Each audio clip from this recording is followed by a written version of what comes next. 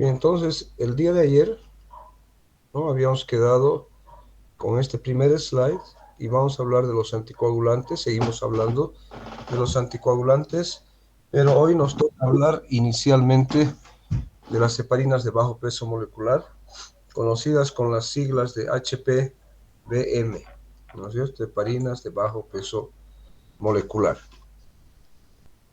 Estas heparinas de bajo peso molecular provienen del fraccionamiento de las heparinas no fraccionadas en moléculas más pequeñas, con pesos que varían entre 1 y 10 kilodaltons, con una media aproximadamente de 2 a 6 kilodaltons. Entonces se denominarían heparinas de bajo peso molecular aquellas heparinas cuyo peso en kilodaltons va de 2 a 6000. ¿Ya? Y dependiendo la técnica de despolimerización que se utilice, o sea, de fraccionamiento de la heparina, se obtienen distintos tipos de heparinas de bajo peso molecular, cuyas propiedades farmacocinéticas son también distintas. O sea, su mecanismo de acción es exactamente igual, ¿no? Pero lo que varían son sus características farmacocinéticas. Entonces, ayer habíamos visto algo de esto, ¿no?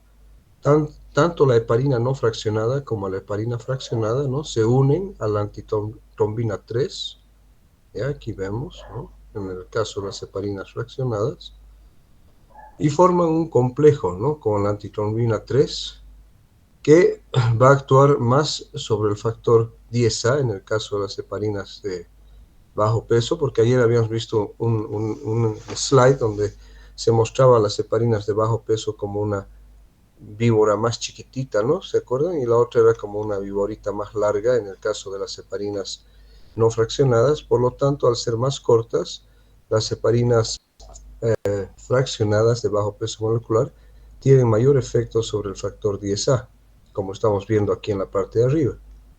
En cambio, las heparinas de bajo peso molecular tienen menor efecto sobre el factor 2A, o sea, sobre la trombina. ¿Ya? O sea, en realidad podríamos decir, entre comillas, no alcanzan a los dos factores, al 10A y al 2A, entonces actúan más sobre el factor 10A. Eso hemos dicho que le confiere ciertas características importantes, entre las cuales también las hace más seguras comparativamente hablando en relación a las heparinas no fraccionadas. Y la relación entre la inactivación del factor 10A trombina es de 4:1 a 2:1, ¿ya? Entonces es más su efecto y su inactivación sobre el factor 10A que sobre el factor 2A. ¿Cuáles son los puntos claves en relación a estas heparinas de bajo peso molecular? ¿Ya? Primero, de que son sustancias heterógenas con diferencias estructurales que las convierten en preparados no siempre intercambiables, y esto es importante tomar. La heparina no fraccionada es heparina, punto. ¿No es cierto? Es un solo tipo. Pero dependiendo de la técnica de fraccionamiento, como habíamos visto antes, entonces la heparina al fraccionarse, dependiendo de la técnica de fraccionamiento, dando lugar a distintos tipos de heparinas de bajo peso molecular. ¿Ya? La farmacocinética de estas heparinas las diferencia de la heparina no fraccionada, con consecuencias positivas para su uso clínico: dosis fija, ajustada al peso, sin necesidad de control de laboratorio, y una relación de eficacia-seguridad mejor, comparativamente hablando. ¿No es cierto? Entonces, las heparinas de bajo peso molecular no necesitan de control de laboratorio, como hemos visto ayer. Son más eficaces y son más seguras. Más seguras desde el punto de vista que solamente afectan fundamentalmente el factor 10A y no el factor 2A.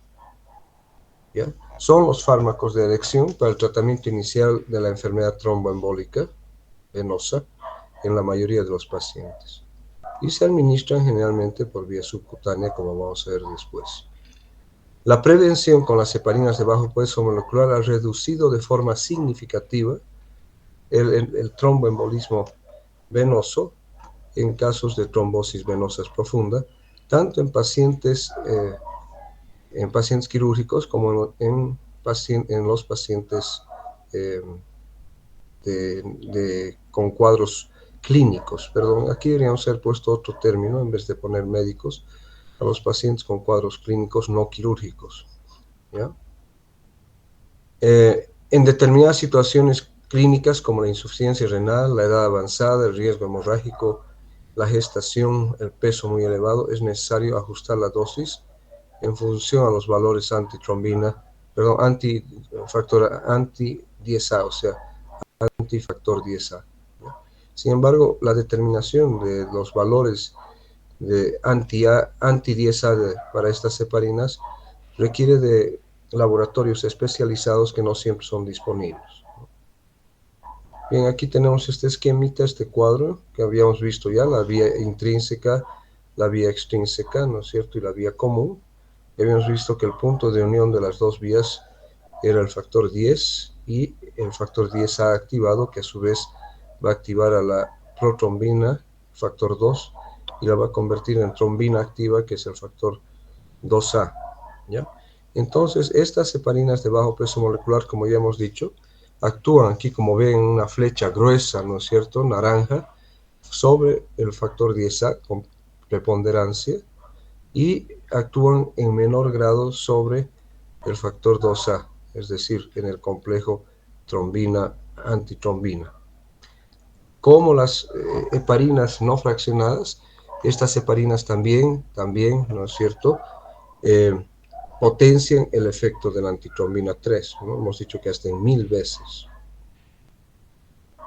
Farmacocinéticas son más pequeñas que la heparina no fraccionada, se unen menos a las células, se depuran más lentamente, se absorben mejor por vía subcutánea y su unión a las proteínas plasmáticas diferentes a la antitrombina 3 es menor. Esto permite una mejor relación dosis-respuesta, es decir, que dentro del punto de vista de la eficacia anticoagulante, ¿no es cierto?, existe una mejor relación en estas heparinas, tienen un efecto anticoagulante equivalente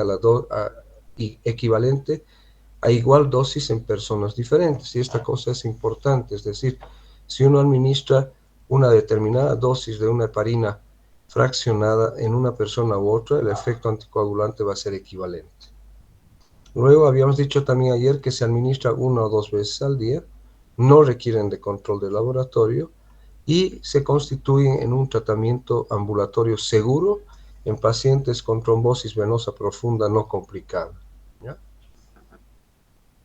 Otras ventajas es de que, ¿se acuerdan que habíamos hablado ayer dentro de los efectos adversos de las heparinas? Está la trombocitopenia inducida por la heparina, que aparece, hemos dicho, alrededor del día 8 a 10 de administración de heparinas no fraccionadas, ¿no? Entonces, estas heparinas de bajo peso molecular tienen una menor probabilidad de producir este síndrome de trombocitopenia inducidas por heparinas y, por lo tanto, disminuyendo el riesgo de trombocitopenia, de trombosis y necrosis cutánea por la heparina. Su uso a largo plazo, que en este caso sí se puede aplicar en algunos pacientes, producen menos osteoporosis y al actuar más sobre el factor 10A, el riesgo de hemorragia es menor y además que si se utiliza, digamos, en algún procedimiento quirúrgico, el riesgo de sangrado es menor y el sangrado propiamente dicho también es menor, ¿ya? Bien. Bien, aquí tenemos un cuadro comparativo, ¿no es cierto? Un cuadro comparativo de las heparinas que son importantes, ¿ya? Propiedades, como habíamos dicho, menor unión a proteínas plasmáticas y endotelio, ¿no? Tienen una biodisponibilidad elevada y no precisan de laboratorio de control de la anticoagulación y se puede administrar, hemos dicho, de 1 a 2 dosis al día. Se unen en menor grado a los macrófagos y las células endoteliales que las heparinas no fraccionadas. Se eliminan por vía renal, las otras hemos dicho, las no fraccionadas que se eliminaban a través del endotelio, tienen una semivida más prolongada, lo que facilita su administración de 1 o 2 veces al día, y la dosificación es fija y está ligada al peso, ¿no? ¿Ya? Tienen menor unión a proteínas plasmáticas y plaquetas, tienen una respuesta anticoagulante más controlada y tienen una mejor relación eficacia-seguridad que las heparinas no fraccionadas. Se unen menos a las plaquetas y a sus productos de activación, menor posibilidad de la aparición de anticuerpos antiplaquetarios y menor aparición de trombocitopenia inducida por la heparina.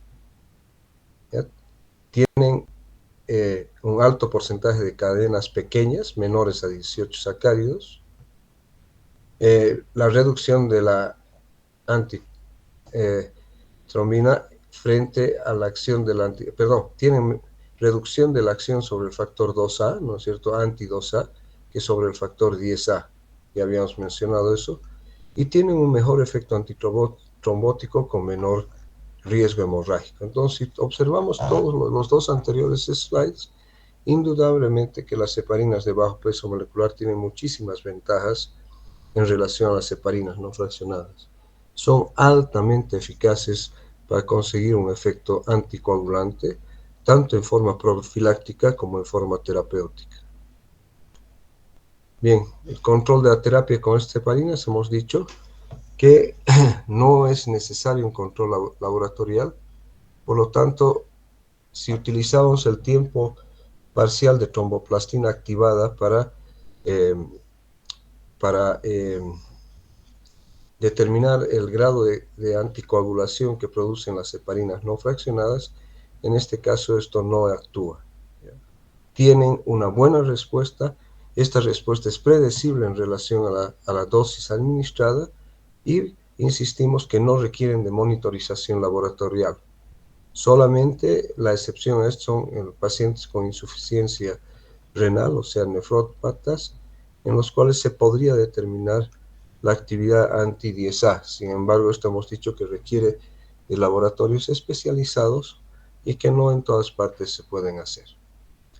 Bien, algunas heparinas de bajo peso molecular, la más conocida hemos dicho, la que más se utiliza tal vez, la enoxaparina, que tiene un peso que va de 3.500 a 5.500 kilodaltons, la T-delparina, que va de 4.000 a 6.000, la nandroparina, que va de 4.000 a 5.000, la logiparina de 4.900 en promedio, la cetoparina de 6.000 en promedio, la tinzaparina de 4.500, y luego existen estas otras dos que se denominan con siglas todavía porque no se les ha asignado nombres, que varían con un peso molecular, la primera, la 2123, de 3.500 a 5.000, y la 8140 de 4.500 a 8.000, es de más peso, si se fija. ¿Ya? La más utilizada de estas sigue siendo la enoxaparina. ¿Ya? Bien, ¿cuál es la vía de administración? Se utilizan por vía subcutánea exclusivamente, ¿ya? Tanto en la profilaxis como en el tratamiento de las enfermedades tromboembólicas, ¿no? Normalmente se aplican subcutáneamente en la región del abdomen o algunas veces en la cara posterior del brazo, que es un lugar que aún en las personas muy delgadas siempre tiene su tejido adiposo. Nunca, al igual que las heparinas no fraccionadas, nunca se deben administrar por vía intramuscular por el riesgo de producir hematomas. ¿Ya? Y la dosis a administrarse depende del tipo específico de heparina de bajo peso molecular escogida. Entonces varía las dosis para la dalteparina, la enoxaparina, etcétera, etcétera. ¿Ya? Y habíamos mencionado ya de que no son necesariamente equivalentes. En consecuencia, la dosificación para una es diferente a la dosificación para otra. ¿De acuerdo? Bien. Usos clínicos, prevención o el tratamiento de cuadros trombóticos. ¿Ya? Prevención del tromboembolismo venoso y tratamiento de las enfermedades tromboembólicas, que incluye el tromboembolismo pulmonar. ¿Cuáles son las reacciones adversas más comunes? Una reacción alérgica a la enoxaparina, que también ayer no había mencionado, que también al provenir del cerdo o de origen bovino, pueden producir una reacción alérgica también las heparinas no fraccionadas, ¿no es cierto? Puede haber entonces reacciones alérgicas. En esta imagen vemos una reacción alérgica a la enoxaparina, la aplicación ha sido subcutánea en el abdomen y se ha producido una reacción alérgica en una mujer de 67 años. ¿Qué cuidados de enfermería se debe tener? Es de que estas heparinas de bajo peso molecular vienen ya aquí, como estamos viendo en la imagen, en jeringas prellenadas para su empleo y no deben ser purgadas antes de la inyección. Quiere decir que no se debe sacar el aire o alguna cosa. Se debe utilizar tal cual están dentro de la jeringa, ¿ya? Idealmente el paciente debería estar acostado. Se aplican, como les he dicho, en la región abdominal, pero también se pueden aplicar muy bien en la cara posterior de los brazos que siempre tienen el tejido adiposo o en los costados del tercio proximal del muslo, particularmente en las mujeres, que es donde existe tejido adiposo.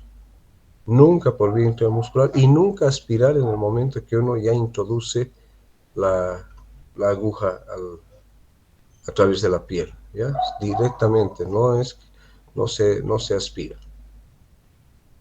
Bien, fármacos y dosis administradas en profilaxis de cirugía por vía subcutánea. Entonces tenemos la heparina no fraccionada, nombre genérico heparina cálcica. La dosis es de 5.000 unidades internacionales cada 8 horas y la administración debe administrarse al inicio del preoperatorio. En cambio, aquí tenemos algunas heparinas de bajo peso molecular, como la bemiparina, que fíjense, esta es en unidades, 3.500 unidades internacionales por día, y su uso va a ser en el postoperatorio. La dalteparina, ¿no? La dalteparina, 5.000 unidades internacionales día, y se puede utilizar tanto en la forma preoperatoria como postoperatoria. La enoxaparina, fíjense que ya no viene en unidades internacionales, esta viene en miligramos por día, ¿ya? Y esta se utiliza tanto en el preoperatorio como en el postoperatorio. Ya esto recuerden, la mayor parte de las heparinas de bajo peso molecular están dosificadas en unidades internacionales.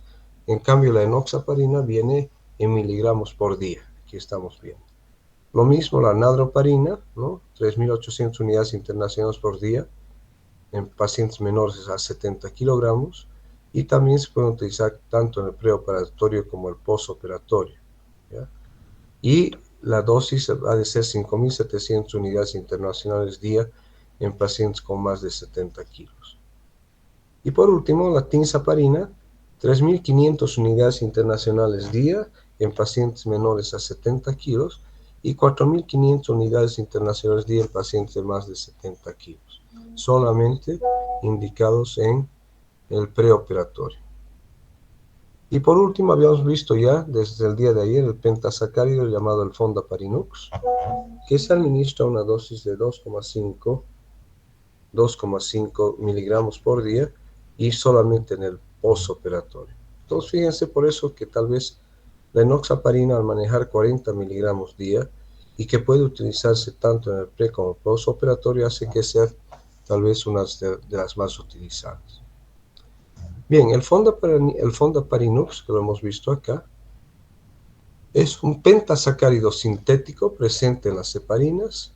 También se administra por vía subcutánea a dosis de una vez al día. Alcanza concentraciones plasmáticas máximas, fíjense, en un término de 2 horas, y se excreta por la orina con una semivida de 17 horas. ¿De acuerdo? Entonces, el Fondaparinux es un pentasacárido sintético proveniente de las heparinas, ¿ya? Se administra una sola vez al día, alcanzan concentraciones plasmáticas rápidamente, máximas en 2 horas, y se excreta por la orina, ¿ya? También se puede administrar una vez al día con una dosis fija, no requiere tampoco control o vigilancia de la coagulación. Actúa sobre la antitrombina con un efecto sobre el factor 10A, con una relación de 1 en 4.000 en relación al factor 2A. Entonces, el Fondaparinux actúa fundamentalmente y de preferencia sobre el factor 10A y no sobre el factor 2A, ¿ya? Y esta no induce o tiene una menor probabilidad de desencadenar una trombocitopenia inducida por heparina, mucho menor que la heparina no fraccionada y menor que en el caso de la heparina fraccionada, ¿ya? Su dosificación es de 2,5 miligramos por día, ¿ya? 6 horas después de restablecida la hemostasia, y se administra durante 5 a 9 días. Se utiliza ya esta como tratamiento de la embolia pulmonar, o sea, el tromboembolismo pulmonar, y alternativo en la trombocitopenia inducida por heparina. Si el paciente desarrolla una trombocitopenia inducida por heparina, entonces se puede sustituir esta con el fondaparinux. Otra fármaco derivado del fondaparinux, ¿no es cierto?, es también el hidraparinux. Esta es una versión hipermetilada del fondaparinux con una vida, fíjense, de 80 horas y se aplica por vía subcutánea una sola vez por semana, ¿no? Entonces, esa tal vez es una característica, ¿no es cierto?, farmacocinética muy importante del hidraparinux. Para superar la falta de un antídoto específico para antagonizar el efecto del hidraparinux, se agregó a este una fracción de biotina para obtener el hidrabiotaparinux, que puede neutralizarse con avidina intravenosa. Entonces, para evitar, digamos, el riesgo de no poder anular su efecto o contrarrestar su efecto, entonces se le añadió la biotina. Eso dio lugar al hidrabiotaparinux, y que este a su vez puede ser neutralizado con la avidina intravenosa. ¿Ya? Este último producto, ¿no?, sigue en fase 3 de estudios, ¿no?, y compara a este con la warfarina para tratar la embolia pulmonar o evitar la apoplejía. El danaparoid es un compuesto de heparán, de dermatán y condroitín, de ahí su nombre, ¿ya? Heparán, dermatán y condroitín, que son específicas, son unidades específicas para el factor 10A. Es diferente a la heparina químicamente, actúa en forma indirecta sobre el factor 10A vía la antitrombina 3 y directamente, fíjense, sobre el factor 2A vía factor 9. No tiene hipersensibilidad cruzada con la heparina, se administra tanto por vía subcutánea como por vía endovenosa. Se utiliza como tratamiento alternativo en la trombocitopenia inducida por heparina y también en la prevención del tromboembolismo pulmonar, perdón, de la trombosis venosa profunda y del tromboembolismo pulmonar. Bien, entonces con eso habríamos concluido los anticoagulantes parenterales y vamos a pasar ahora a hablar de los anticoagulantes orales, ¿no? Bien, anticoagulantes orales, aquí es importante hacer hincapié de que cuando hablamos de anticoagulantes orales, los vamos a dividir en dos grupos, ¿ya? El primer grupo van a ser los antiguos, los tradicionales, ¿no?, donde están, por ejemplo, los cumarínicos, ¿ya?, donde están los cumarínicos, como la warfarina, ¿de acuerdo? Y en el segundo grupo van a estar los nuevos anticoagulantes, ¿ya?, orales, que son un grupo de fármacos que tienen características farmacocinéticas y farmacodinámicas propias, ¿no?, y que los hacen de que sean muy utilizados hoy en día como tratamiento profiláctico y terapéutico de los trastornos de la coagulación. Bien, todos los anticoagulantes orales los vamos a conocer como ACOS, a diferenciarlos de los nuevos anticoagulantes orales, que los vamos a conocer con la sigla de NACOS, nuevos anticoagulantes orales, ¿ya? Y son fármacos anticoagulantes que se denominan genéricamente, es decir, se los maneja en forma genérica y no utilizando nombres comerciales, ¿ya? Tienen una excelente biodisponibilidad cuando se administran por vía oral y tenemos en estos los derivados del dicumarol, o sea, los cumarínicos, donde están fundamentalmente el más utilizado tal vez la warfarina y en segundo lugar el acenocumarol, ¿ya? Aquí están nombres comerciales, pero no. En todas partes del mundo se maneja warfarina, ¿ya? Y en menor grado el acenocumarol. ¿Cuál es el mecanismo de acción? Aquí ya cambian en relación a las heparinas, y eso habíamos mencionado algo el día de ayer, ¿ya? Estos anticoagulantes orales cumarínicos lo que van a hacer es van a actuar inhibiendo el ciclo de interconversión de la vitamina K desde su forma oxidada a su forma reducida. Esta interconversión es necesaria para que la vitamina K dé lugar a la síntesis de factores de coagulación que son conocidos como factores de coagulación vitamina K dependientes, ¿ya? Y estos factores de coagulación son los factores 2, 7, 9 y 10. Y además tenemos las proteínas anticoagulantes, la proteína C, la proteína S y la antitrombina 3, ¿de acuerdo? Entonces, estos anticoagulantes orales cumarínicos, insisto, ya actúan sobre los factores 2, 7, 9 y 10, que son factores vitamina K dependientes, o sea, dependen de la vitamina K para su síntesis, y a diferencia de los anticoagulantes parenterales heparínicos, estos no actúan sobre factores de coagulación preformados, ¿no?, sino que actúan necesariamente sobre factores de coagulación vitamina K dependientes a formarse, ¿ya? Entonces la diferencia con las heparinas es que las heparinas producen un efecto anticoagulante inmediato, mientras que los humarínicos no. Bien, ¿cuál es el mecanismo de acción? Entonces, los anticoagulantes orales inducen síntesis defectuosa de todas las proteínas vitamina K dependientes. Ya hemos dicho 2, 7, 9 y 10, como podemos ver aquí, ¿ya? ¿No? Pero se ha visto en otros estudios y se ha demostrado que su efecto anticoagulante se debe principalmente a la disminución de los niveles plasmáticos de protrombina funcional. Entonces, si no hay protrombina funcional, va a haber menor formación de trombina activa, o sea, del factor 2A activado, o sea, de la trombina, y por lo tanto, al no haber esto, ¿no es cierto?, el efecto coagulante de la cadena de la coagulación va a disminuir. Y aquí esto es interesante porque vemos de aquí que los factores, ¿no?, tienen distintos tiempos de síntesis, ¿no?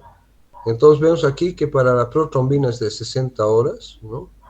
Para el factor 7 es de 7 horas, para el factor 9 de 24 horas y para el factor 10 de 40 horas, ¿ya? Esto es importante, ¿ya? Porque si vamos a utilizar un cumarínico, ¿no es cierto?, y luego vamos a parar de administrarle, entonces no todos los factores vitamina K dependientes se van a activar inmediatamente, sino que van a tomar su tiempo, ¿no es cierto? Desde el 7, que es el más corto, con 7 horas, ¿no? Luego el factor 9 con 24, el factor 10 con 40 y la protrombina o el factor 2 con 60 horas. Bien, en este esquemita también podemos ver que es importante, ¿ya? Y según la explicación dice, tras la síntesis de las cadenas peptídicas de los factores de la coagulación 2, 7, 9 y 10, la vitamina K que vemos aquí, la vitamina K reducida, ¿ya?, la hidroquinona, actúa como cofactor en la conversión del ácido glutámico, que está aquí arriba, ¿no?, del ácido glutámico a ácido carboxiglutámico, que vemos aquí, en los factores 2, 7, 9 y 10. Durante esta reacción, la forma reducida de la vitamina K se convierte en la forma de epóxido, que a su vez este epóxido es reducido a quinona y luego a hidroquinona, como vemos aquí. Quinona y luego a hidroquinona, ¿no es cierto? ¿Ya? Por la subunidad 1 de la vitamina K, epóxido reductasa, que está aquí, que es aquí el sitio de acción de la warfarina, ¿de acuerdo? Entonces la warfarina actúa acá, acá. ¿ya? Entonces inhibe la síntesis de los factores de la coagulación, como vemos aquí, 2, 7, 9 y 10. Este es otro cuadrito, ¿no?, que hemos estado viendo. Entonces los antagonistas de la vitamina K ya no actúan acá, sino actúan directamente sobre los factores que los vemos aquí en amarillito, con el signo negativo, ¿no? El factor 2, el factor 2, ¿no es cierto? El factor 7, ¿ya?, aquí, el factor 9, ¿no es cierto? Aquí, y el factor 10, 2, 7, 9 y 10, ¿no es cierto? ¿Ya? Entonces, fíjense que tiene un efecto negativo sobre el factor 9, sobre el factor 7, el factor 2 y el factor 10 que está por acá, ¿no es cierto? Bien, entonces va a haber una menor cantidad de la trombina, o sea, protrombina y su conversión a trombina, y por lo tanto esto va a incidir impidiendo entonces la formación de ese coágulo de fibrina insoluble que ocurriría normalmente. Bien, farmacocinéticamente hablando, su buena solubilidad en lípidos les permite ser absorbidos rápida y completamente desde el tubo digestivo y explica por qué son capaces de traspasar la barrera placentaria. Por eso de que estos anticoagulantes cumarínicos, como la warfarina, están contraindicados su uso en el embarazo, ¿ya? El acenocumarol, que es menos usado que la warfarina, tiene una vida media de 9 horas. Y fíjense que la warfarina tiene una vida media prolongada de 36 horas. Se unen a la albúmina en un 98%, se liberan para entrar a los hepatocitos, donde alteran entonces la síntesis de las proteínas, de los factores, ¿no es cierto?, de coagulación, y son metabolizados por un proceso de oxidación a nivel hepático. Y los residuos que quedan se eliminan por vía renal directamente. Control de la terapia de las anticoagulantes orales, ¿ya? Es importante controlar la terapia anticoagulante mediante laboratorio, especialmente con estos fármacos, ¿no? Y el test más importante, no lo más importante, sino más rápido, más fácil de realizar para determinar su actividad es el tiempo de protrombina. ¿Ya? Entonces el tiempo de protrombina se utiliza para el control de la coagulación en pacientes anticoagulados con warfarina, ¿no? Y hay otro laboratorio que se llama el INR, que todavía no está aquí, es el Índice Internacional Racionalizado de Tiempos de Protrombina de distintos laboratorios en distintos lugares del mundo, y que toma como parámetro, ¿no?, de INR en personas normales no anticoagulados de 1, y a partir de ese 1 se va comparando y se va estableciendo el grado de anticoagulación. Cuanto más se aleja del 1 y se acerca al 2 y de ahí al 3 y al 4, obviamente que aumenta su efecto anticoagulante y también aumenta el riesgo de sangrado, ¿ya? Entonces el INR es importantísimo en el control laboratorial del uso de cumarínicos, especialmente la warfarina. Y la meta anticoagulante en el valor del INR es de establecer un INR entre 2 y 3. Cuando el INR está entre 2 y 3, decimos que el paciente está adecuadamente anticoagulado. Si se pasa de 3, aumenta el riesgo de hemorragia. Y si es menos de 2, entonces va a aumentar el riesgo de trombosis, ¿no?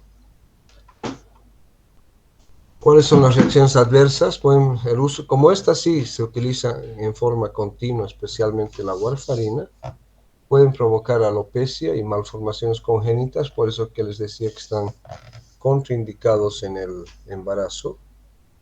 Y al igual que las heparinas, fundamentalmente las no fraccionadas, pueden dar lugar a una reacción adversa severa, grave, que se llama la necrosis cutánea por anticoagulantes orales.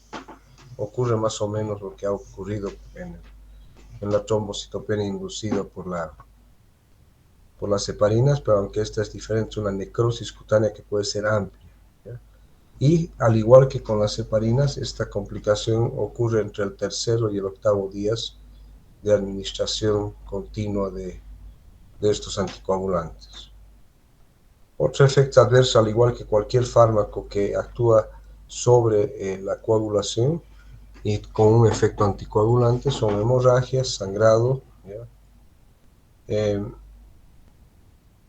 A esto hay que incluir factores propios del paciente que pueda aumentar el riesgo de sangrado en el mismo. Bien, usos clínicos también se utilizan como profilaxis o prevención secundaria o en el tratamiento de la trombosis venosa profunda y del tromboembolismo pulmonar. También se utiliza en pacientes con arritmias cardíacas, en las arritmias completas por fibrilación auricular o flúter auricular, o pacientes que tienen válvulas cardíacas mecánicas y se utiliza en este caso para prevenir la embolización sistémica, ¿no? Es tal vez uno de los anticoagulantes más utilizados a nivel mundial, ¿no? Por vía oral, obviamente, cuando el paciente ha sido sometido a un recambio valvular cardíaco. Bien, entonces aquí es un cuadrito comparativo, ¿no?, entre el acenocumarol y la warfarina. Fíjense que la presentación del acenocumarol es 4 y de la warfarina viene de 2.5 y 5 miligramos. La dosis inicial es de 4 a 8 miligramos del acenocumarol y de 5.7, perdón, de 5 a 7.5 miligramos en el caso de la warfarina. Esto es muy variable. O sea, establecer la dosis precisa anticoagulante de la warfarina es muy variable porque, como vamos a ver posteriormente, ¿ya? La warfarina interactúa con muchísimos otros fármacos y con diversos alimentos, lo que hace entonces de que las dosis también tengan que ser muy variables de acuerdo al efecto del fármaco que interactúa con la warfarina o el efecto de la interacción de la warfarina con ciertos alimentos, como por ejemplo aquellos que proporcionan vitamina K. El inicio de acción es más corto en el acenocumarol, más largo en la warfarina, que es de 24 horas. Y el efecto terapéutico, como hemos dicho que su vida media es más larga, entonces en la warfarina persiste 84 horas, fíjense, ¿no? 84 horas. Entonces el efecto de la duración del efecto anticoagulante del acenocumarol es de 48 horas, en cambio en el caso de la warfarina es de 4 a 5 días. ¿Ya? Vida media de la warfarina prolongada de hasta 40 horas y del acenocumarol de 10 a 24 horas. Bien, ¿cómo monitorizamos? La warfarina, hemos dicho, ¿ya? Se monitoriza su actividad por dos laboratorios, uno el tiempo de protrombina y el INR, que es el índice internacional, que hemos dicho, racionalizado de tiempos de protrombina. ¿Ya? Inicialmente se puede comenzar el tratamiento con 5 miligramos al día, por 2 a 3 días y luego el ajuste según la dosis según el resultado del INR. En cambio, en el caso del acenocumarol es 4 miligramos al día por 2 a 3 días y luego se ajusta también en relación al INR. Y disminuir la dosis de carga en ancianos, en pacientes enflaquecidos o con alto riesgo de hemorragias. ¿Ya? Bien. Difícil, como les decía hace un rato, establecer la dosis anticoagulante estable para mantener un INR entre 2 y 3 con el uso de la warfarina. Efectos adversos: es teratogénica, por lo tanto no se debe administrar en el embarazo. Cruza la placenta y puede causar trastorno hemorrágico en el feto. Puede dar lugar a la formación anormal de hueso. Y hemos dicho que entre el octavo y el 10º día puede provocar necrosis cutánea por una disminución de la actividad de la proteína C. Ya rara vez puede dar lugar a un infarto de mama, de tejido graso, de intestino y de extremidades. Rara vez, pero siempre existe una posibilidad. Bien, fíjense, este cuadro es bien importante. Entonces tenemos varios cuadritos. Fíjense que las interacciones, como yo les decía, con otros fármacos y sustancias, incluyendo alimentos, en el caso de los cumarínicos y particularmente en el caso de la warfarina, son extremadamente importantes. Entonces, fíjense que aquí en la parte de arriba están los que potencian el efecto anticoagulante. Miren con cuántos fármacos nos topamos. Alcohol, amiodarona, esteroides anabólicos, cimetidina, el, el clovibrato, el cotrimoxazol, la eritromicina, fluconazol, isoniazida, metronidazol, miconazol, omeprazol, fenilbutazona, piroxicam, el propafenona, el propanolol, la sulfinpirazona, ¿no? Estos aumentan o potencian el efecto anticoagulante cuando se administra en conjunto con la warfarina.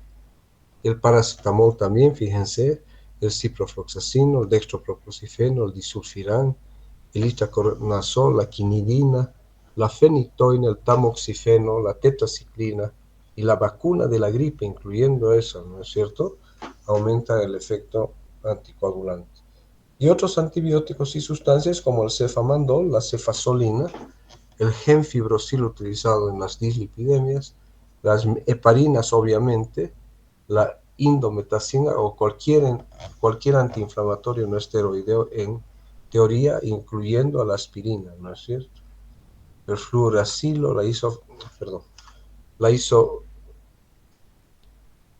la ifosfamida, el ketoprofeno antiinflamatorio, la lovastatina utilizado en las dislipidemias, el ácido nalidíxico, el norfloxacino, el ofloxacino, el sulindaco, la tolmetina y los salicilatos tópicos. Todos estos tienen la posibilidad de que cuando se administran en conjunto o al mismo tiempo que una warfarina, pueden aumentar o potenciar el efecto anticoagulante, ¿ya? ¿Cuáles son aquellos que al interactuar inhiben el efecto anticoagulante? Están los barbitúricos, la carbamazepina, el clordiazepóxido, la colestiramina, la grisofulvina, la nafcilina, el sucralfato, los alimentos con alto contenido en vitamina K, ¿no?, como habíamos dicho, la dicloxacilina, la azatioprina, la ciclosporina, el etretinato, la trazodona, etcétera, etcétera. Entonces estos interactúan disminuyendo el efecto anticoagulante y los otros potencian el efecto anticoagulante, ¿ya? En estos cuadros también dice más o menos lo mismo, ¿ya? El otro estaba en forma resumida, pero yo se los voy a dejar para que ustedes lo tengan a mano y que les sirva de fuente de información, ¿no?, para ver la interacción con otros fármacos. Bien, ¿cuáles son contraindicaciones para el uso de estos? Contraindicaciones absolutas, ¿ya?, son las lesiones viscerales la hemorragia activa, las lesiones viscerales o intracraneales e intracraneales, ya no utilizar en este tipo de patologías, alergia a los anticoagulantes, que es más común con las heparinas no fraccionadas, pero también con las fraccionadas, úlcera péptica activa, porque va a aumentar el riesgo de sangrado, cirugía del sistema nervioso central en la última semana, e hipertensión grave no controlada. Esas son contraindicaciones absolutas: hemorragia, lesiones viscerales intracraneales, alergia, úlcera péptica activa, cirugías neuroquirúrgicas, hipertensión grave. Y relativas, las hepatopatías con trastorno de la coagulación, la edad avanzada, pero aunque se utiliza muchísimo en la edad avanzada, lo único que sí hay que manejar las dosis seguras, ¿no? La hipertensión arterial, ¿ya?, y otras patologías que pueden repercutir en distintos órganos, ¿ya? Bien, o sea, en este caso es, ¿no?, la diabetes mellitus, ¿no?, que puede repercutir en distintos órganos. ¿Cómo se revierte el efecto de la warfarina? Y esto es importante. En primer lugar, se debe interrumpir el fármaco. Hemos dicho que la warfarina tiene una vida media de 40 horas, ¿no? Entonces, y que los factores de coagulación que se sintetizan dependiendo de la vitamina K también tienen distintas velocidades de formarse o de sintetizarse, ¿no? administración de vitamina K oral o parenteral, y esto que es muy importante, que es el plasma fresco congelado. ¿Ya? El plasma fresco congelado es muy útil para revertir el efecto anticoagulante de la warfarina. Se puede administrar también concentrados del complejo de protrombina, un factor recombinante 7A, y también en otros lugares aquí en nuestro medio, no tanto, concentrado de los 4 factores afectados 2, 7, 9 y 10, es decir, administrarles directamente sin esperar la síntesis de los mismos. Bien, entonces aquí en este cuadro, que es importante, ¿no? Pero toma distintos parámetros, ¿no? De distintos parámetros de INR, fíjense, menor a 5, entre 5 y 9, entre 9 y 20 y mayor a 20, ¿no? Conforme se va alejando del 1, ¿no es cierto? Hemos dicho que el INR terapéutico debe estar entre 2 o 3. Si es mayor a 3, aumenta el riesgo de sangrado. Si es menor a 2, aumenta el riesgo de trombosis, ¿no? Entonces, cuando el INR está muy alto, ¿no es cierto? ¿Ya? ¿Qué se hace? Cuando el INR es menor a 5, se debe suspender el anticoagulante oral y controlar el INR en 2 a 3 días. Y de acuerdo a esto, se debe modificar o manejar la dieta, que es bien importante.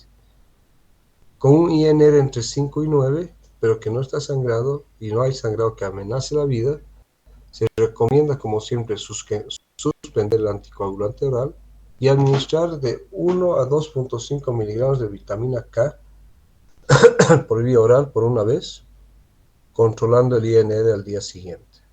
¿Ya? Y si el INR es mayor a 5, se puede repetir la dosis de la vitamina K. INR entre 9 y 20, uy, aquí el riesgo de sangrado es altísimo, aunque no necesariamente esté sangrando, ¿no es cierto? También suspender el anticoagulante, administrar 3 a 5 miligramos de vitamina K oral una sola vez, y el INR debe controlarse al día siguiente y se puede repetir 2 de vitamina K si el INR es mayor a 5. Y con INRs mayores a 20, o en caso de sangrado que amenace la vida, se suspende el anticoagulante, se administran 10 miligramos de vitamina K por infusión endovenosa a pasar en 30 minutos. Esto puede dar lugar a anafilaxia. Y se incluye ya en este caso con INR mayor a 20, se va a incluir obviamente plasma fresco congelado a dosis de 5 a 8 mililitros por kilogramo. Y el paciente debe ser controlado a las 12 horas. Si el sangrado persiste o si el INR se mantiene sobre los 20, todas las anteriores medidas pueden repetirse. Bien, en este otro cuadrito, fíjense, ¿ya? Y aquí lo importante es esto, hemorragias con compromiso vital, ya sea con acenocumarol o con warfarina, ¿ya? Se debe administrar carbón activado con un tiempo menor a 2 a 3 horas de la ingesta del anticoagulante oral. Se debe administrar vitamina K de 5 a 10 miligramos endovenoso lento, ¿ya? 2 unidades de factores de coagulación preformados o de plasma fresco congelado, ¿no? Y o asociar la vitamina K, el factor 7A, ¿no? Que aquí en nuestro medio no es muy común encontrarlo. Bien, entonces, fíjense que la reversión de los anticoagulantes cumarínicos vitamina K dependientes incluyen a la vitamina K oral, a la vitamina K por vía endovenosa, ¿ya? Al plasma fresco congelado, el concentrado de complejo protrombínico y el factor 7A recombinante activado, ¿ya? Entonces estos son utilizados para el tratamiento o revertir el efecto de los cumarínicos. La vitamina K, cuando administrada por vía oral, demora 24 horas, o sea que es lento. Y el efecto dura días. por vía endovenosa de 6 a 12 horas y también su efecto dura días. El plasma fresco congelado, su efecto inmediato, al igual que el concentrado de complejo protrombínico y al igual que el factor 7 recombinante activado. ¿Ya? En estos tres casos, el efecto anticoagulante va a ser inmediato. ¿Ya? Y la duración del efecto con estos últimos van de 12 a 24 horas y un poco menor con el factor F7 activado. ¿Ya? Bien. Esto sería entonces en relación a los anticoagulantes orales, o sea, los anticoagulantes orales antiguos, tradicionales, ¿no es cierto? Hemos visto más que todo a los cumarínicos y de estos fundamentalmente a la warfarina. Luego vamos a ver ahora los inhibidores directos de la trombina, o sea, el factor 2A activado. ¿Ya? Los inhibidores directos de la trombina se basan en proteínas fabricadas por el Hirudo medicinalis, que es la sanguijuela. Y aquí en este cuadrito de arriba podemos ver a la sanguijuela, ¿ya? Sanguijuela medicinal o Hirudo medicinalis. Se unen al sitio activo de la trombina y de sus sustratos. Y entre estos tenemos a la lepirudina, ¿ya? Que es la forma recombinada de la proteína de la sanguijuela directamente, y se utiliza en las angioplastías coronarias percutáneas, cuando se va a colocar un stent a alguna arteria coronaria, y también se utiliza en trombosis relacionada en la trombocitopenia inducida por heparina. ¿Ya?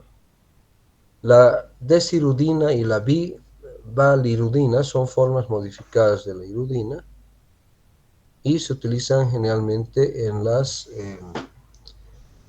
la angioplastía coronaria percutánea, o sea, cuando se va a poner el stent, ¿no es cierto? El argatroban es una molécula pequeña con vida media corta, se une solamente al sitio activo de la trombina y se utiliza en las trombosis relacionadas con la trombocitopenia inducida por la heparina. Entonces, tanto la lepirudina como el argatroban ya se utilizan en las trombosis o la trombocitopenia inducida por la heparina. Se administran estos fármacos necesariamente por vía parenteral, se unen a la trombina soluble y a la trombina que se encuentra dentro de los trombos o coágulos que se encuentra en formación.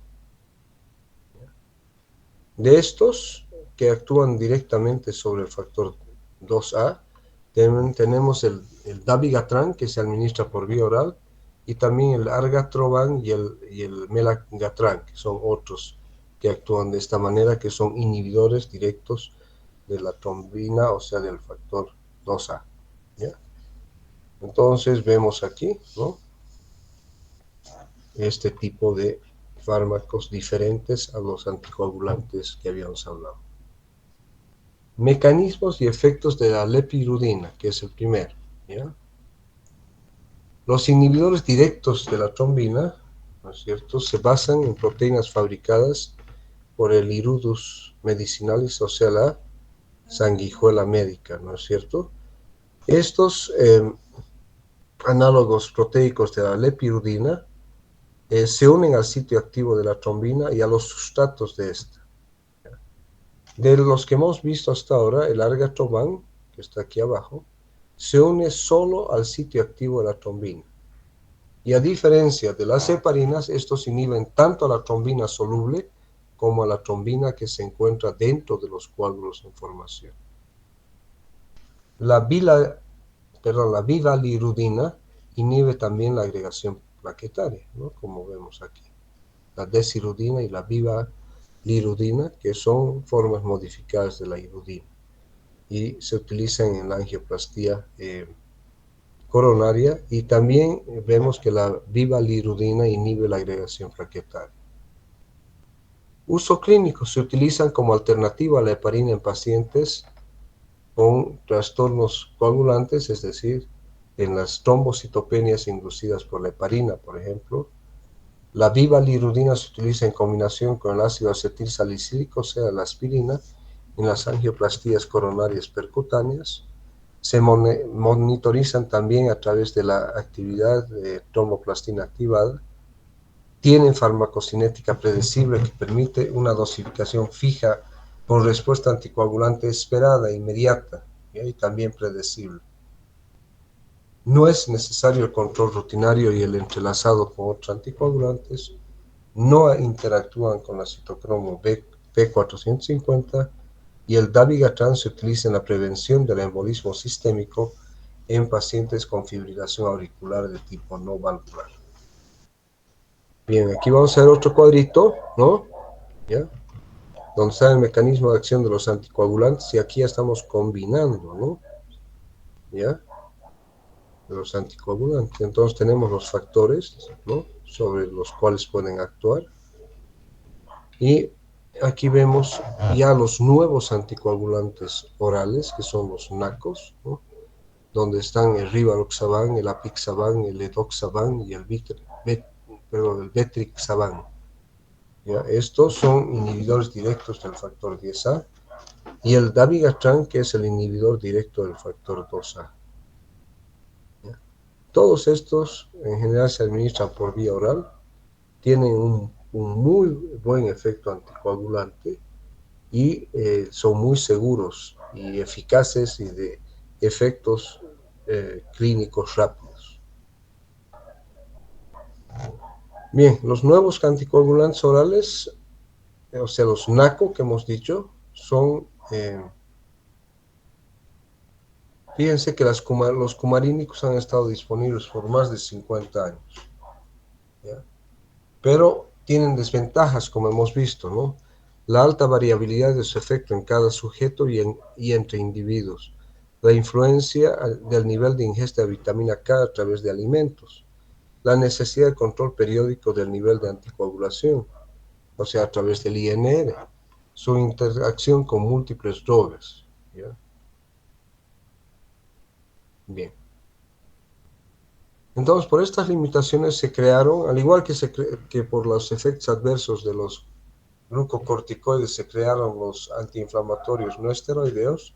En este caso se creó entonces este grupo de fármacos que se los conoce con la sigla de NACOS. ¿Ya?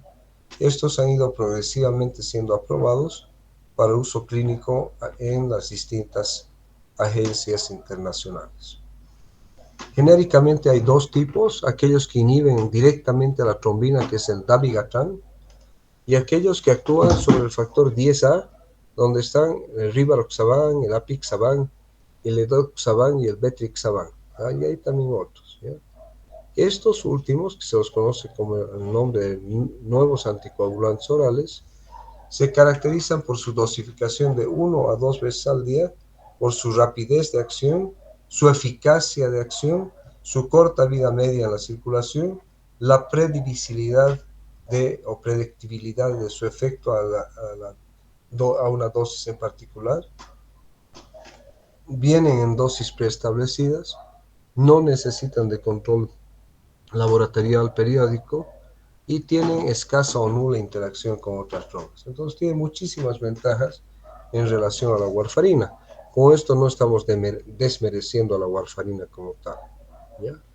Estas ventajas no se han traducido en la mayoría de los ensayos en un superior efecto antitrombótico o menor riesgo de sangrado, y en su mayoría, salvo el dabigatran, carecen de antídoto específico demostrado, que es importante tomar en cuenta. Bien, entonces en este cuadrito fíjense dónde actúan estos nuevos anticoagulantes orales. Aquí está el rivaroxaban, el epixaban, el edoxaban y el betrixaban. Son toditos de nueva generación, ¿ya? Entonces fíjense que todos estos que estamos viendo particularmente, ¿no? Van a actuar sobre el factor 10A activado. Y el dabigatran hemos dicho que va a actuar sobre el factor 2 activado, ¿no es cierto? Entonces rivaroxaban, epixaban, edoxaban, betrixaban, ¿no es cierto? Actúa entonces sobre el factor 10A activado y el El dabigatran actúa sobre el factor, aquí abajito lo estamos viendo, sobre el factor 2A activado, o sea, sobre la trombina. Bien, ya vamos terminando, chicos. Vamos a ver ahora entonces los inhibidores directos de la trombina del factor 2A activado, donde hemos visto al dabigatran, que su nombre completo viene a ser dabigatran etexilato mesilato. Tiene una farmacocinética y una biodisponibilidad predecible, tiene dosificación fija y tiene la característica y particularidad de que requiere de poca vigilancia en laboratorio. Está indicado para la profilaxis de la apoplejía, o sea, del accidente cerebrovascular isquémico y embolias generalizadas en pacientes que cursan con fibrilación auricular no vascular. Las dosis 50 miligramos cada 12 horas. No es necesaria la vigilancia por laboratorio. Y sus efectos adversos más comunes, al igual que con cualquier anticoagulante, es la hemorragia, que ocurre particularmente en pacientes mayores a los 75 años.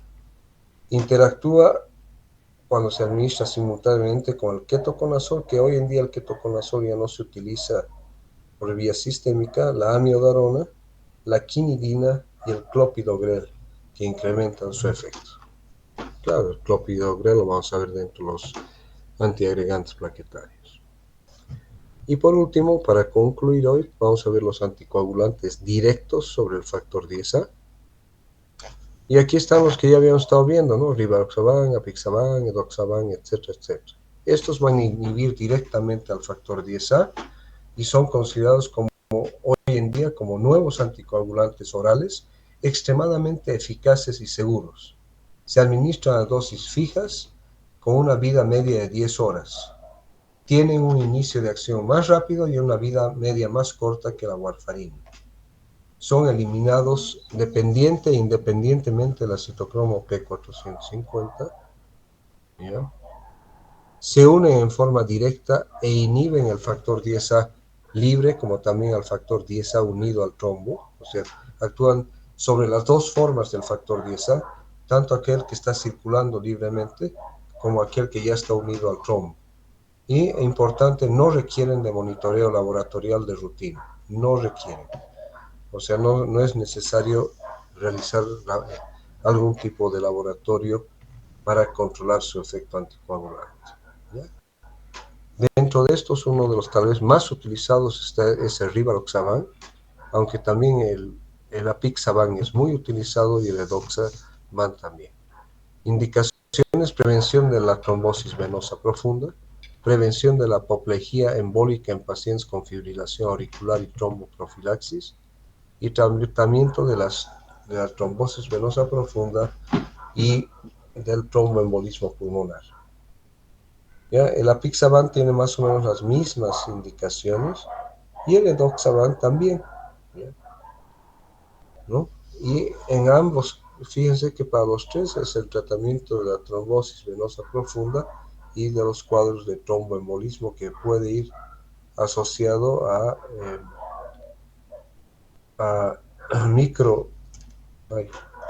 microembolismo. Voy a tener que, chicos, volver a salirme y volver a entrar, porque me ha ocurrido lo mismo que me ocurrió ayer.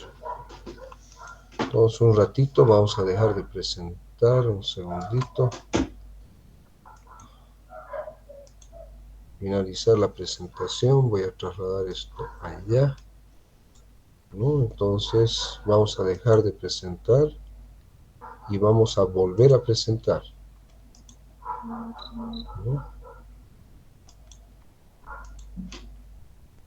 Ya, ¿están viendo ahora nuevamente la imagen? ¿Están viendo ya la imagen otra vez, chicos? Sí, doctor. Ya, entonces aquí hay un esquema bien bonito, fíjense, nuevamente vemos la vía intrínseca por un lado y la vía extrínseca por el otro, y la vía común, ¿no? Entonces fíjense que aquí ya vemos que el rivaroxaban, el epixaban y el edoxaban y el Betrixaban, todos actúan sobre el factor 10 activado, ¿no es cierto? También de cierta manera sobre el factor 5 activado, y por lo tanto van a actuar en impidiendo la transformación del factor 2 en factor 2A activado trombina. ¿Ya? Y por otro lado vemos aquí el dabigatran que va a actuar directamente sobre la trombina. ¿Ya? Entonces, rivaroxaban, epixaban, edoxaban, betrixaban, todos ellos actúan sobre el factor 10A, impidiendo entonces la transformación de la protrombina en trombina. En cambio, el dabigatran actúa directamente sobre la trombina.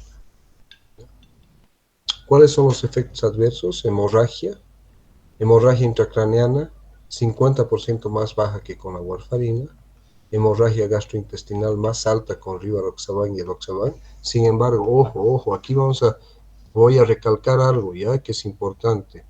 El rivaroxaban es muy utilizado en pacientes aunque tengan riesgo de hemorragia gastrointestinal, ¿ya? Porque son seguros.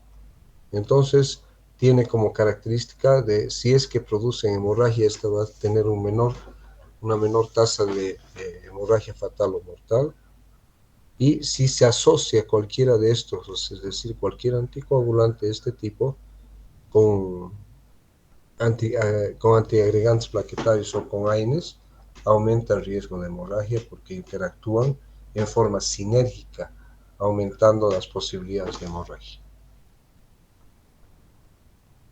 Monitoreo, ya hemos dicho que no requieren de monitoreo de rutina. Producen un efecto anticoagulante previsible en relación a la dosis. Por ejemplo, 10 miligramos de rivaroxaban o 20 o 30 miligramos producen un efecto anticoagulante previsible. ¿Ya?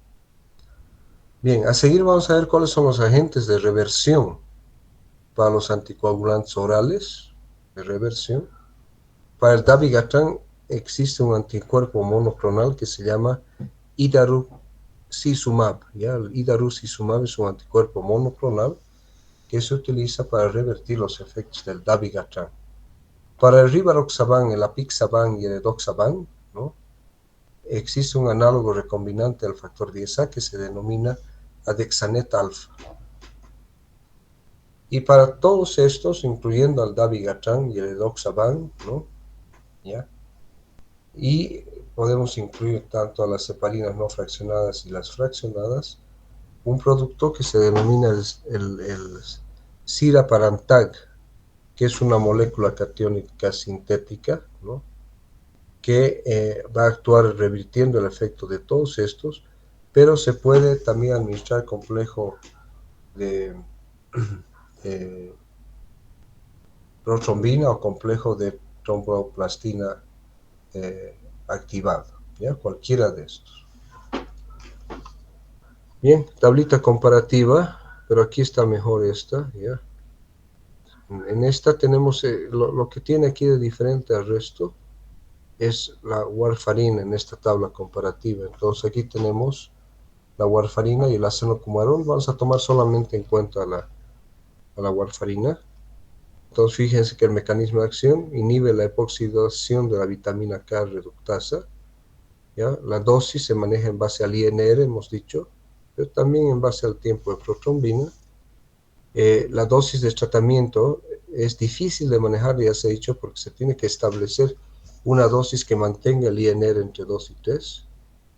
Su vida media es de 35 a 45 horas y la aprobación basada en evidencias de que se utiliza en la profilaxis y el tratamiento de las enfermedades tromboembólicas. Bueno, aquí vemos ya los NACOS, ¿no? Los nuevos anticoagulantes orales. En esta columna el dabigatran, el rivaroxaban, el apixaban y el edoxaban. Fíjense que la diana, del único que varía aquí es del dabigatran, que su diana es la trombina. En cambio, para el rivaroxaban, apixaban y edoxaban, la diana es el factor 10A. Fíjense de que el dabigatran tiene baja biodisponibilidad oral, el que tiene mejor biodisponibilidad oral es el rivaroxaban, En menor grado el apixaban con 50% y el edoxaban con el 62%. La fijación a proteínas plasmáticas es alta para el rivaroxaban y para el apixaban, es promedio para el dabigatran y para el edoxaban. ¿Ya? ¿Cuáles son las dosis? En todos estos casos, fíjense, dosis fija una vez al día, una vez al día, una vez al día. De estos, el único que es un profármaco es el dabigatran, el resto son fármacos propiamente dichos. ¿Ya? Vida media, 12 a 14 para el dabigatran, y varía en el caso del rivaroxaban. Es más prolongada en ancianos que en jóvenes, ¿no? Y en el caso del apixaban y del edoxaban son más o menos similares la una con la otra. Ninguno requiere monitorización del efecto anticoagulante, ¿ya? Y el que más se elimina por vía renal es el dabigatran. Los otros prácticamente no tanto. ¿Con qué interactúan cualquiera de ellos? Con cualquier fármaco que altere la coagulación sanguínea, ¿ya? Interactúan con cualquiera. Pero también incluye aquí a la quinidina, la amiodarona, etcétera, etcétera. ¿Ya? Contraindicaciones: afecciones hemorrágicas, insuficiencia hepática y renal, lesiones ulcerativas, gastrointestinales, neurocirugías, pericarditis, endocarditis subaguda, hipertensión arterial maligna, y otras, ¿no?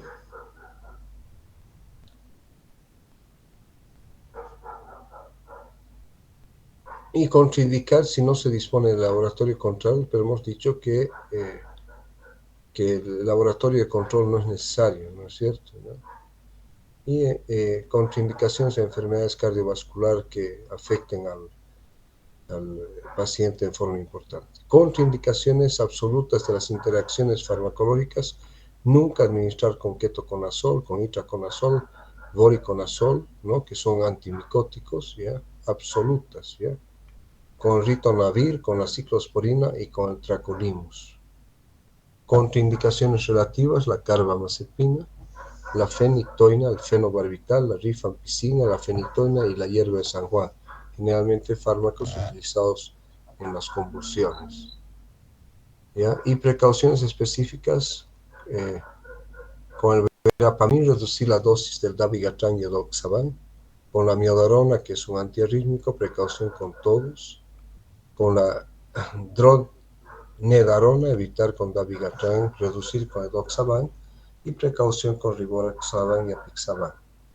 El diltiazem, precaución con la apixaban, precaución con la claritromicina, la eritromicina con el edoxaban, limitar el uso de antigrandes plaquetarios y AINES porque estos van a potenciar el efecto anticoagulante, algunos fármacos quimioterápicos, y reducir edoxaban con el verapamil, la eritromicina, la dronedarona y la ciclosporina. ¿Ya? Entonces serían las interacciones, ¿ya? Diferencias, ¿no? Entre ellos, ¿ya? Tenemos los anticoagulantes directos aquí, ¿no? Luego tenemos a los antagonistas de la vitamina K, las heparinas no fraccionadas y las heparinas fraccionadas, ¿no? Este cuadrito es más que todo didáctico, ¿no? ¿Ya? Bien, diferencias entre los antagonistas de la vitamina K y los anticoagulantes orales directos, también otro cuadro didáctico también que ya los hemos visto, ¿no? Que es útil para ustedes cuando quieren verlos comparativamente hablando, ¿ya? Este cuadrito está en inglés, van a disculpar, pero dice cuál de los anticoagulantes orales se deben utilizar, ¿no? En individuos o en diferentes individuos, ¿no? Y aquí hay que tomar siempre en cuenta la edad, el peso, el riesgo trombótico, si tiene o no el riesgo de sangrado, la patología renal que pueda tener, la cobertura familiar y las preferencias, ¿sí? Entonces, por ejemplo, cuando hay alto riesgo de sangrado, de preferencia se debe utilizar el dabigatran a 110 miligramos o el apixaban o el edoxaban a 30 miligramos, ¿ya? Cuando existe riesgo importante de sangrado gastrointestinal, se puede usar el apixaban y el edoxaban, ¿no? Cuando existe riesgo para un accidente cerebrovascular de tipo isquémico con bajo riesgo de sangrado, se prefiere el dabigatran a 150 miligramos. En las enfermedades coronarias, el rivaroxaban es de primera elección. Y aquí tenemos que incluir el tromboembolismo y el tromboembolismo pulmonar, ¿no? En pacientes con enfermedad renal crónica, el apixaban o el rivaroxaban. En los pacientes asiáticos, de preferencia el edoxaban. Y aquellos pacientes que tienen pobre adherencia, ¿no? al tratamiento, se pueden beneficiar con el uso de rivaroxaban una vez al día o edoxaban con mayor frecuencia. Bien, eso sería todo lo que tenemos para el día de hoy, y mañana ya concluiríamos el tema con el resto de lo que nos falta, ¿ya? Si tienen alguna pregunta, alguna duda, me hacen saber, y si no, nos veríamos el día de mañana. ¿Sí? Sí, Dime, Valerie, Natalia. buenas noches, doctor. Yo quería que por favor me recordara cuáles son las principales diferencias entre la heparina fraccionada y la no fraccionada. Ya, hemos visto, hay unos cuadritos bien bonitos que hemos visto, pero digamos resumiendo un poquito, ¿no? Su nombre indica ya directamente una diferencia, ¿no? La heparina no fraccionada es una heparina completa, ¿no es cierto? Y la heparina fraccionada son, como su nombre indica, heparinas eh, que, que provienen del fraccionamiento de la heparina no fraccionada, ¿de acuerdo? La heparina no fraccionada se la puede denominar de alto peso molecular, y las heparinas fraccionadas de bajo peso molecular. Ya hemos dicho que las heparinas no fraccionadas pueden tener un peso en kilodaltons que va de 6.000 hasta, inclusive hemos visto hasta 40.000, ¿no es cierto? En cambio, las heparinas fraccionadas tienen un peso en kilodaltons que va de 2 a 6.000, ¿no? ¿Ya? Entonces estamos viendo esas diferencias.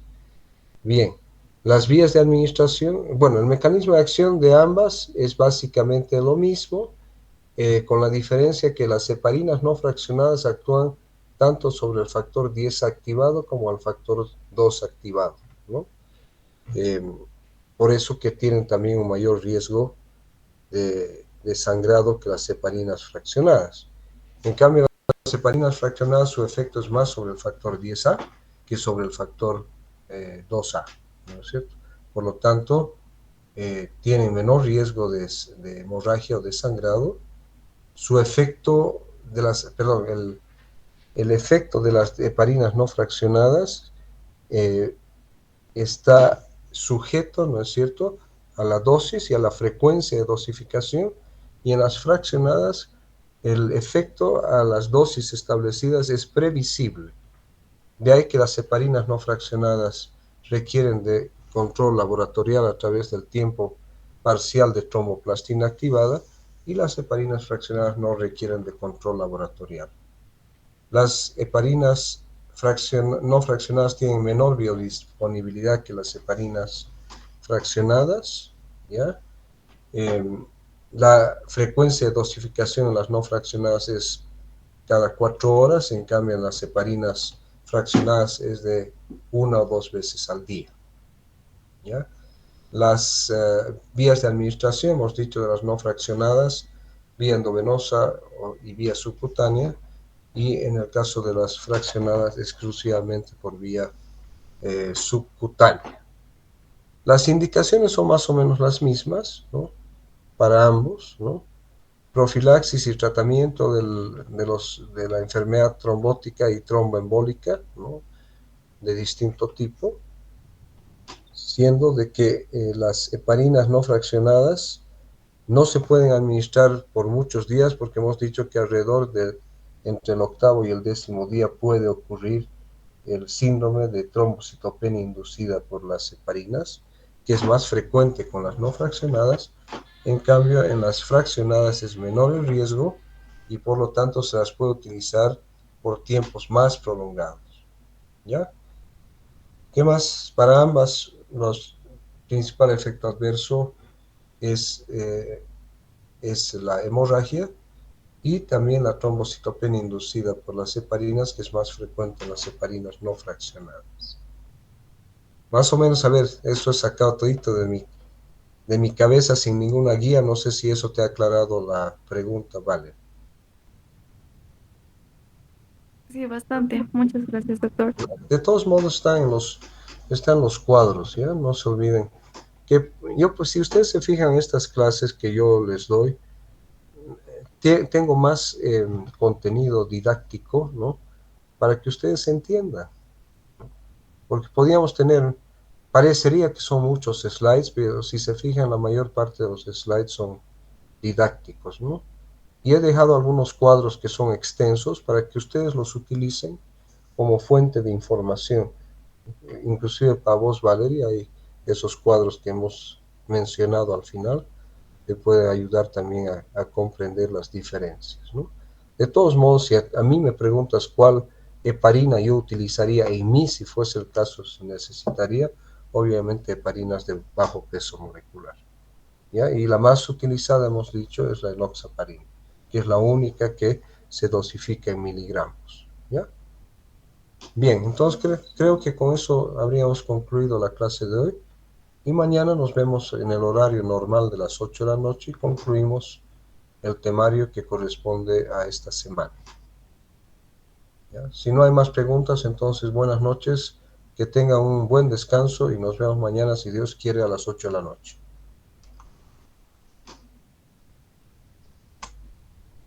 Bien, buenas Gracias, noches. doctor. Hasta luego. Buenas noches. ¿Ya? Buenas noches, doctor.